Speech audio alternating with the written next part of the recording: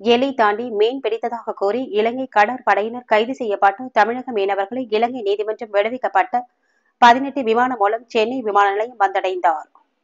ராம்நாடு மாவட்டத்தைச் சேர்ந்த 18 மீனவர்கள் கடந்த ஜனவரி 16ஆம் தேதி நெடுந்தீவு அருகே மீன்பிடித்துக் கொண்டிருந்தனர். அப்பொழுது எல்லை தாண்டி வந்து மீன் பிடித்ததாக கூறி இலங்கை கடற்படையினர் 18 மீனவர்களை கைது செய்தனர். மீனவர்களை கைது செய்து இலங்கையில் உள்ள நீதிமன்றத்தில் ஆஜர்படுத்தி சிறையில் அடைத்தனர். இந்த நிலையில் தமிழக மீனவர்களை விடுவிக்க கோரி மத்திய மாநில அரசுகள் பேச்சுவார்த்தைக்கு பின்னர் இலங்கை நீதிமன்றம் 18 மீனவர்களை ஜனவரி மாதம் 31ஆம் தேதி விடுவிக்கப்பட்டு இந்திய தூதரக அதிகாரிகளிடம் ஒப்படைத்தனர். ராம்நாடு மாவட்டத்தைச் சேர்ந்த 18 மீனவர்கள் அனைவருக்கும் கொரோனா பரிசோதனை உள்ளிட்ட மருத்துவ பரிசோதனைகளில் மேற்கொண்ட பின்னர் இந்திய தூதரக அதிகாரிகள் கொழும்பு விமான நிலையத்திலிருந்து விமானம் மூலம் சென்னை விமான நிலையத்திற்கு அனுப்பி வைத்தனர்.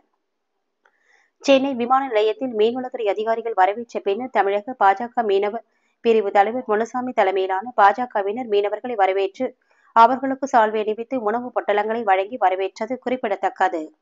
இதனையடுத்து மீனவர்கள் அனைவரையும் அவர்களது சொந்த ஊரான புதுக்கோட்டை மாவட்டத்திற்கு அழைத்து செல்வதற்காக மீன்வளத்துறை அதிகாரிகள் தனி வாகனம் மூலம் அவர்கள் அனைவரையும் அழைத்து சென்றது குறிப்பிடத்தக்கது.